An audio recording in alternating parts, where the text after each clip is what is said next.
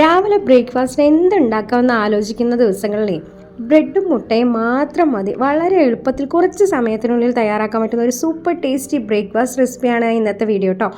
ഇതിനായി നമുക്ക് കയ്യിലുള്ള വെജിറ്റബിൾസ് കുറച്ചെടുത്ത് അരിഞ്ഞു വെക്കാം കേട്ടോ.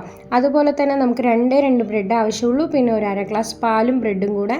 ബ്രെഡ് ഒന്ന് സോഫ്റ്റ് ആകാൻ വേണ്ടിയിട്ട് ഒഴിക്കാം. പാലൊഴിക്കുമ്പോഴേ ഒറ്റയടിക്ക് ഒഴിക്കാതെ കുറച്ച് ഒഴിച്ചിട്ട് രണ്ടും കൂടെ മിക്സാക്കി എടുക്കാം കേട്ടോ. പാലില്ലെങ്കിൽ നമുക്ക് വെള്ളം ഉപയോഗിച്ചാലും കുഴപ്പമില്ല, പക്ഷേ പാലാവുമ്പോൾ നല്ല ടേസ്റ്റ് ആയിരിക്കും. ഇതിനായി നമുക്ക് വെജിറ്റബിൾസ് എന്തൊക്കെയാണ് കയ്യിലുള്ളത് വെച്ചാൽ ക്യാരറ്റ് എടുക്കാം, ക്യാപ്സിക്കം എടുക്കാം, ഒനിയൻ എടുക്കാം, കൊറിയൻഡർ ലീഫ് എടുക്കാം, പിന്നെ അതുപോലെ ടൊമാറ്റോ എടുക്കാം, പിന്നെ ചില്ലി ഫ്ലേക്സും കുറച്ച് കുരുമുളക് പൊടിയും കുറച്ച് ഉപ്പും വേണം കേട്ടോ. അപ്പോൾ നമ്മൾ എടുത്തിരിക്കുന്ന വെജിറ്റബിൾസ് എല്ലാം ഒരു 2 ടീസ്പൂൺ വെച്ച് എടുത്താൽ മതി.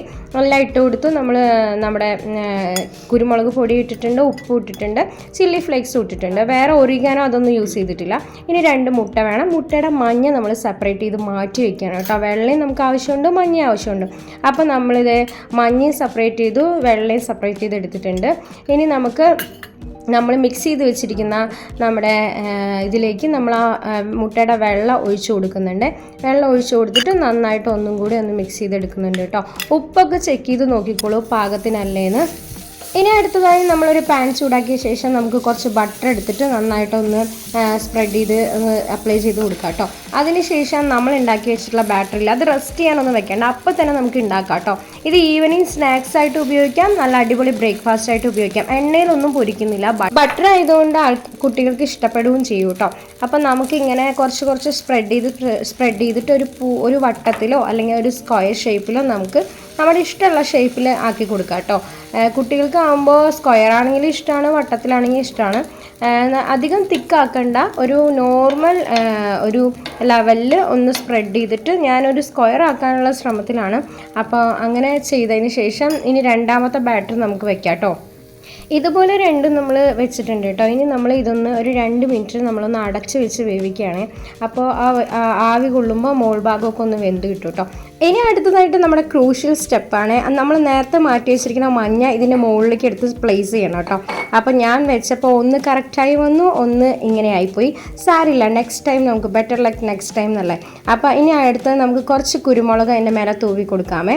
പക്ഷേ ഇങ്ങനെ നമ്മൾക്ക് ഇങ്ങനെ കറക്റ്റ് പ്ലേസ് ചെയ്യാൻ പറ്റിയില്ലെങ്കിലും സാരില്ല, കാരണം ഇതിനി മറിച്ചിട്ട് വേവിക്കുമ്പോൾ രണ്ടും ഇതുപോലെ തന്നെ സെയിം ആയിരിക്കും. പിന്നെ ടേസ്റ്റിനൊന്നും ഒരു കോംപ്രമൈസും ഇല്ല, സെയിം നല്ല ടേസ്റ്റാണ്.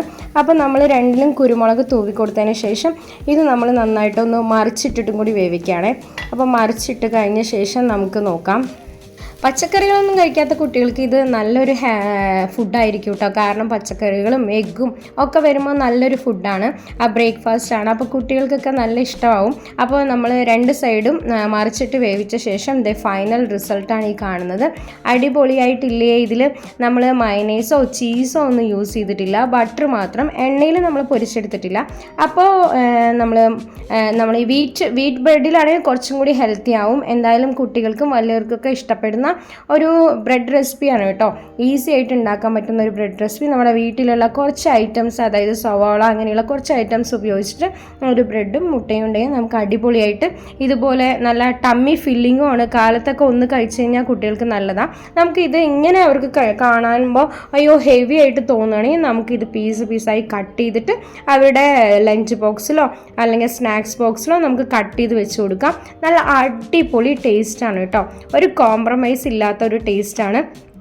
ഇതുപോലെ നമുക്ക് കട്ട് ചെയ്തിട്ട് അവരുടെ സ്നാക്സ് ബോക്സിൽ വെച്ച് കൊടുക്കാം. അപ്പം നമ്മുടെ പുതിയ റെസിപ്പി ഇഷ്ടമായെങ്കിൽ എല്ലാവരും ലൈക്കും കമൻറ്റൊക്കെ ചെയ്യണേ. പുതിയ റെസിപ്പി ആയിട്ട് ഉടനെ വരണമായിരിക്കും. താങ്ക്